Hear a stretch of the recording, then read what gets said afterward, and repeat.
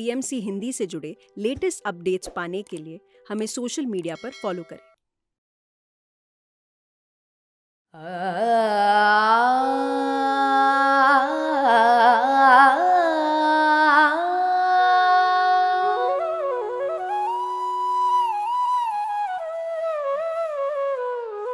ब्रह्मानंदम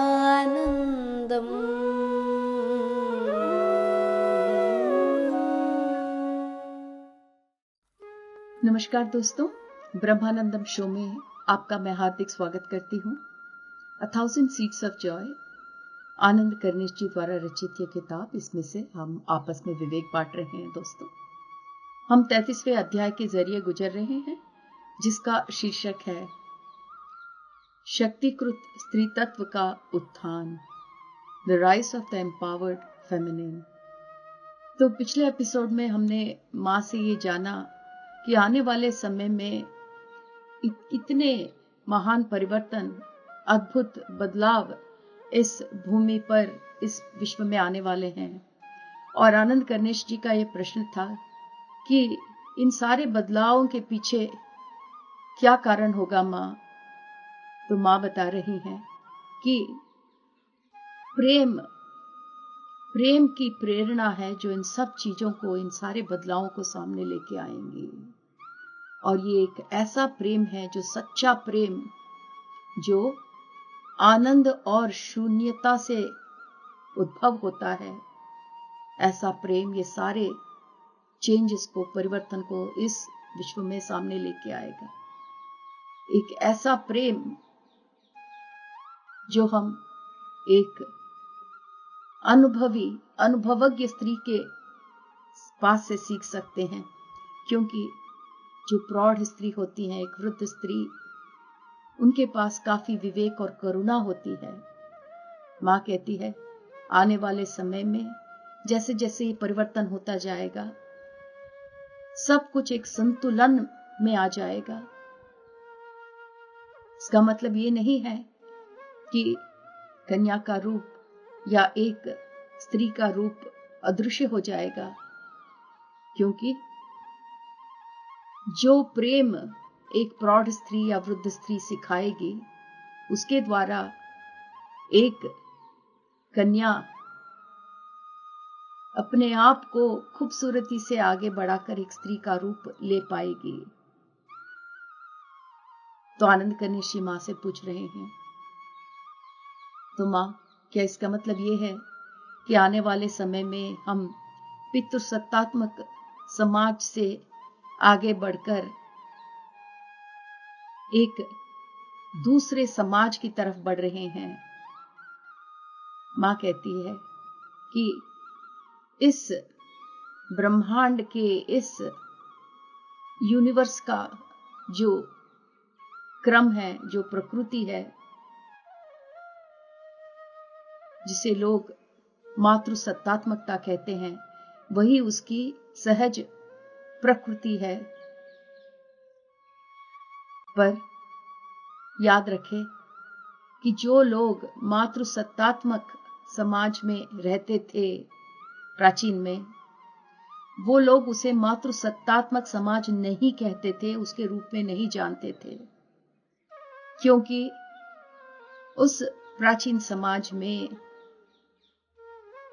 सब समान रूप से देखा जाता था, इसलिए न उसे पितृसत्तात्मक समाज कहा जाता था, न उसे मातृसत्तात्मक समाज। जो स्त्री तत्व है और जो पुरुषत्व है, वो तभी घायल होते हैं जब उन्हें स्त्री और पुरुष के नाम पर अलग अलग कर दिया जाता है एक पितृसत्तात्मक समाज में। और जब ऐसी चीज पितृसत्तात्मक समाज में होती है, तो दोनों लिंगों के बीच में एक बड़ी दरार पैदा कर देती है। पर मातृसत्तात्मक व्यवस्था में स्त्री तत्व और पुरुषत्व एकत्व में जुड़ जाते हैं, और इस एकत्व में जुड़ने के कारण उनके बीच में एक महान शक्तिकृत एकत्व की सृष्टि होती है दोनों लिंगों में। और इस प्रकार जो पितृसत्तात्मकता है, वो घायल स्त्री तत्व और घायल पुरुषत्व को अलग अलग करके उनके बीच में दरार पैदा करता है। और जो मातृ सत्तात्मकता है वो शक्तिकृत स्त्री तत्व और शक्तिकृत पुरुषत्व को एकत्व में साथ लेकर आता है। मां कहती है हम किसी को जज नहीं करते हैं, क्योंकि अगर एकत्व होना है तो वो विभाजन के बाद ही हो सकता है। और दिव्यता तभी उभरती है जब हम विभाजन की दुनिया में घायलता देखते हैं। इसका मतलब मां कह रही है कि हम ये नहीं कह सकते कि पितृसत्तात्मकता गलत था या मातृसत्तात्मकता महान था, क्योंकि अगर मातृसत्तात्मक समाज में सब एकत्व में जुड़ रहे हैं तो उसके पहले यह आवश्यक है कि वो विभाजन हुए हों। सिर्फ विभाजित लोग ही एकत्व में जुड़ सकते हैं। और इसी प्रकार दिव्यता तभी उभरती है जब उसके पहले हम विभाजन की घायलता को देखते हैं। तो मां कहती है ये जो तालमेल है विभाजन और एकत्व का, ये एक क्रम की सृष्टि करती है। ये एक ऐसा क्रम जहां पर विध्वंस, उसके बाद संतुलन एक दूसरे के बाद आता जाता है। तो ये इस सृष्टि की प्रकृति है, ये इस सृष्टि का लय है कि विध्वंस आता है, उसके बाद क्रम आता है, कैओस, उसके बाद ऑर्डर, कि सबसे पहले सब विध्वंस हो जाते हैं, उसके बाद सब एक क्रम में जुड़ जाते हैं, उसके बाद फिर विध्वंस आता है। तो ये जो तालमेल, ये जो क्रम है, जो लय है, ये इस सृष्टि का नेचर है। जो हम मातृसत्तात्मक व्यवस्था के बारे में बात करते हैं, जो पितृसत्तात्मक व्यवस्था के बाद आती है, तो ये एक के बाद एक आने का क्रम, ये साइकिल चलता ही रहता है। जो मानवता है वो अब एक ऐसे अवस्था पे पहुंच गई है जो अपने फायदा के लिए कुछ भी करने के लिए तत्पर हो गई है, और विभाजन इनकी प्रकृति हो गई है। तो ये जो उपस्थित पितृसत्तात्मक व्यवस्था जिसमें हम रह रहे हैं, उसमें मानव बहुत ही एक्सप्लॉयटेटिव और विभाजित हो गए हैं। असमानताएं, उच्च नीच, ये सारी चीजें हमारे सामने आ गई हैं और लोगों के हृदय में पीड़ा ने स्थान ले लिया है। जो पितृसत्तात्मक व्यवस्था है उसका निर्माण इस प्रकार हो गया है कि अमीर गरीब पर अधिकार चलाता है, पुरुष स्त्री पर, और मानव जंतु समाज पर। ये सब खत्म हो जाएगा समय के साथ, जब हम मातृसत्तात्मक व्यवस्था में पैर रखेंगे, जिसमें दिव्य स्त्री तत्व की शक्तियां उभर के आएंगी और वो स्त्री तत्व को शक्तिकृत करेंगी।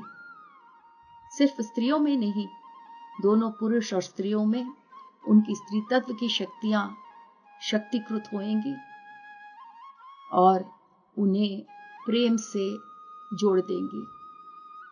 मां कहती है कि ये जो ट्रांजिशन है, ये बदलाव है, बहुत ही जल्दी होगा। ये तभी संभव होगा जब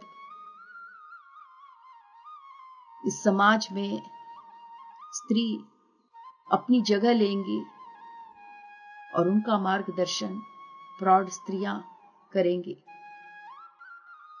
आनंद कर्णेशी मां से पूछ रहे हैं, मां, आप आगे आने वाले समय में कह रही हैं, क्या हमारे समय में जो हम अभी पृथ्वी पर हैं, इस लाइफ टाइम में, हमारे इस जन्म में, क्या हम ये सब देख पाएंगे? माँ कहती है, बेटा तुम सब मैसेंजर्स हो। जिस प्रकार तुम्हारे से पहले जो लोग आए थे और तुम्हारे बाद जो लोग आएंगे, उनकी तरह तुम सब संदेशवाहक हो। हाँ, ये जो परिवर्तन है वो जरूर तुम्हारे ही समय में आएगा।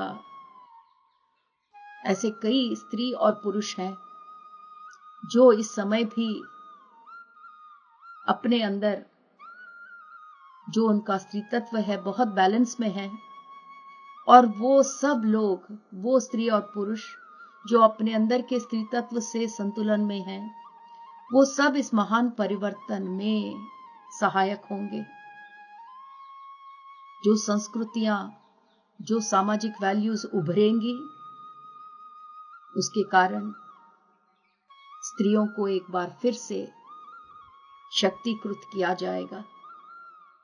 आनंद कनेशी माँ से पूछ रहे हैं, माँ पिछले कई सदियों से साइंस ने इतना कुछ आविष्कार किया है, टेक्नोलॉजी इतना कुछ आगे बढ़ी है, तो इस पितृसत्तात्मक समाज में जहां साइंस और टेक्नोलॉजी ने इतना कुछ आगे बढ़कर उसमें मनुष्यों ने किया, क्या मनुष्यों की प्रगति नहीं हुई पितृसत्तात्मक समाज में इस साइंस और टेक्नोलॉजी के आविष्कारों के कारण? क्या अब आने वाले समय में मनुष्य फिर से उस प्राचीन मनुष्यों की तरह सभ्यता के पूर्व जैसे मनुष्य रहते थे, क्या सारे मनुष्य वैसे हो जाएंगे? आगे आने वाले समय में जो आप कहते हो मातृसत्तात्मक समाज, पर क्या हम साइंस और टेक्नोलॉजी के हिसाब से फिर से पीछे चले जाएंगे? माँ कहती है, बेटा जो भूमि माता है, हमारी पृथ्वी मैया, वो मातृसत्तात्मक थी, मेट्रियार्कल थी। कब तक? 6500 साल पहले तक। 6500 साल, मैं याद दिला दूं दोस्तों कि माँ ने हमें बताया कि पिछले 6500 साल हम पितृसत्तात्मक समाज में रहते आए हैं, तो उसके पहले हम मातृसत्तात्मक समाज में थे। माँ कहती है कि आज भी तुम ऐसे कई कबीलों को, इंडिजिनस लोगों को देखोगे जो पवित्र स्त्री तत्व को अपने प्रार्थनाओं द्वारा, अपने रिचुअल्स द्वारा उनका सम्मान करते हैं, उनका आदर करते हैं। और ऐसे लोग, उनकी जिंदगियों को अगर देखो तो वो हमें उस समय का ज्ञात दिलाते हैं जब मनुष्य एक ऐसे समाज में रहता था जहां सारे पंचभूत एकता में थे, एकत्व में रहते थे, जहां पर भौतिकता आध्यात्मिकता से अलग नहीं थी, और जहां पर सेंसुअलिटी, हमारे अंदर की जो डेलिकेसी है, वो पवित्रता को प्राप्त करने का मार्ग हुआ करती थी। जैसे जैसे एलिमेंट्स यानी कि तत्व अलग अलग होते चले गए, उन तत्वों के अलग होने के साथ साथ नॉलेज का और इग्नोरेंस का, दोनों की सृष्टि हुई। नॉलेज का मतलब ज्ञान, इग्नोरेंस मतलब कुछ भी न मालूम होना। इन दोनों विरुद्धों की सृष्टि हुई, दोनों विपरीत तत्वों की सृष्टि हुई। जैसे जैसे मनुष्यों ने अपने शरीर, आत्मा और मन को अलग अलग पाया, उस अलग अलग होने के कारण एक मोह माया की सृष्टि हुई, जिसके कारण शरीर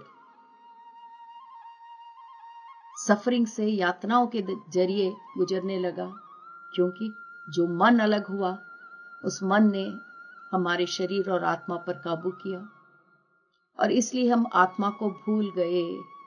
और जैसे जैसे मन ने हमारे शरीर और आत्मा पर अधिकार प्राप्त करना शुरू किया, वैसे वैसे पेट्रियार्कल पितृसत्तात्मक व्यवस्था में असंतुलन आना शुरू हो गया।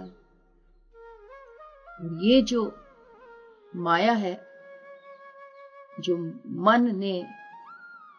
मन की माया है, जिसके कारण हम अपने शरीर और आत्मा को अलग अलग समझते हैं, ये हमारे जिंदगियों की नई दृष्टिकोण बन गई। हम अपने जिंदगी को इसी प्रकार देखने लगे, जैसे जैसे हमारा मन हमारे काम, हमारे स्ट्रेस के कारण इस माया में धंसता चला गया। भले ही हमने विज्ञान और टेक्नोलॉजी के कितने ही आविष्कार क्यों न किए हो, पर आज भी कई लोग भूखे पेट से हैं, जबकि बाकी लोग हैं जिनके पास अटूट संपदा है। तो इतनी विपरीत, इतनी विरुद्धता इस समाज में है आज। माँ कहती है कि आने वाले समय में मातृ सत्तात्मक समाज की ओर जब हम बढ़ेंगे, इसका मतलब ये नहीं है कि हम सभ्यता के पूर्व जितना प्रिमिटिव थे, आदिम थे, उन दिनों उस ऐसे समाज में चले जाएंगे। पर बदलाव का मतलब ये है कि ये बदलाव आने वाले समय में मनुष्यों को एक नए विश्व तक पहुंचाने में सफल होगा। एक ऐसा विश्व जहां मन, तन और आत्मा फिर से एक हो जाएंगे। मन का इस्तेमाल तभी किया जाएगा जब उसकी जरूरत होगी, और मन का मार्गदर्शन हमारा हृदय, हमारी आत्मा करेगी। मन की आवश्यकता हमें है हमारे विज्ञान की प्रगति के लिए। सोचना पड़ता है तो मन जरूरत है, पर एक सूर्यास्तमय की सुंदरता को, एक सूर्योदय की सुंदरता को देखने के लिए मन की आवश्यकता नहीं है। एक मोर के अद्भुत नृत्य को एंजॉय करने के लिए मन की आवश्यकता नहीं है। उसके लिए एक प्रेम भरा हृदय चाहिए, और इसके लिए एक मां की आत्मा उस आनंद को इस धरती पर फिर वापस लेकर आएगी। आनंद करनेश जी मां से पूछ रहे हैं, मां, क्या आप सहमत नहीं हैं कि एक सोचने वाला दिमाग, इसी के कारण आज मानवता इतनी ऊंचाइयों तक पहुंच चुकी है। हमारी जो कंडीशन है, जिस कंडीशंस में, जिस अवस्था में हम रहते हैं, वो कितनी अच्छे से उभरी है, और उसका कारण हमारा सोचने वाला मन ही तो है। माँ कहती है, ठीक है बेटा, तुम्हारा मन, सोचने वाला मन ने कई वैज्ञानिक आविष्कार किए हैं, जिसके कारण आज जिस परिस्थितियों में तुम लोग रहते हो वो आदिम मानवों जैसा नहीं है। पर ज्ञात रहे कि तुम एक बहुत असंतुलित समाज में हो। कुछ लोगों का उद्धार हुआ है, पर ऐसे कई लोग हैं जो अभी भी, जिनका शोषण होता है। मां कहती है 20% से भी कम लोग, 1/8, 8वां भाग इस विश्व का, इतने लोग हर रोज खाली पेट सोते हैं, जबकि जिसके पास अटूट संपत्ति है, भौतिक संपत्ति है, ऐसे देश जिसके पास बहुत संपदा है, वो वेपन्स जोड़ रहे हैं। ऐसे वेपन्स का मतलब बंदूकें, तलवार, टैंक, आक्रमण के लिए जो भी कुछ चाहिए, युद्ध की सामग्रियां, कई देश अपनी सारी संपत्ति युद्ध के सामग्रियों के लिए जोड़ रहे हैं। और ये जो युद्ध का आक्रमण करने की ये जो सामग्रियां हैं, ये मनुष्य के अस्तित्व को धमकाता है। मां कहती है ये जो विज्ञान है, ये तभी हमारे मनुष्यों के लिए सफल होगा जब मनुष्य अपने वांछाओं को जुनून यानी कि पैशन के से रिप्लेस करेंगे। मनुष्य अपने अंदर के लोभ की जगह उदारता लेकर आएंगे। और जब अपने अंदर में जो अहम है उसकी जगह पर अपने पूर्णात्मा को प्राप्ति करेंगे, तभी विज्ञान सही मायने से हमारे मानवता की सहायक हो सकती है, मानवता के लिए सहायक हो सकती है। मां कहती है जिस विज्ञान के बारे में तुम लोग बात करते हो, वो और भी बहुत कुछ कर सकती थी जो हुआ नहीं। और जो भी कुछ जिसकी सृष्टि हुई है उसमें से ऐसा बहुत कुछ है जिसकी जरूरत नहीं है। तो जिस विज्ञान के बारे में तुम बात कर रहे हो, वो विज्ञान सही मायने में तुम्हारे लिए काम आता अगर तुम अपने इस भौतिक इच्छाओं को सीमाओं में रखते, अपने लोभ को सीमा में रखते, अपने अहम पर काबू पाते। पर इस विज्ञान ने ऐसा बहुत कुछ सामने लाकर खड़ा कर दिया है जिसकी जरूरत मानवता को नहीं है। और जो हमारे सामने है उसमें से ऐसा बहुत कुछ है जो उसकी आवश्यकता हमें नहीं है। मां कहती है आने वाले समय में ये जो परिवर्तन है, ये परिवर्तन हमारे पहले 3 चक्रों में होना है पहले, ताकि हमारा मन हमारे हृदय से एक बार फिर मिल जाए। आनंद कर्णेशी मां से पूछ रहे हैं, हमारा मन हृदय से अलग क्यों है मां? मां कहती है जो आत्मा है उसे अगर रोशनी की पहचान करनी है तो पहले अंधकार को समझना पड़ेगा। अगर आप हमेशा रोशनी में ही रहोगे तो उसकी पहचान, उसकी समझ आपको नहीं रहेगी। तो आत्मा को अंधकार को पहले जानना पड़ेगा, कांति के बारे में पहचान करने के पहले। जो विवेक होता है वो तभी आता है जब आप अपनी सारी मासूमियत खो देते हो। शुरू में सब कुछ संतुलन में ही था बेटा, और जो भूमि है वो स्त्री तत्व से भरी हुई थी।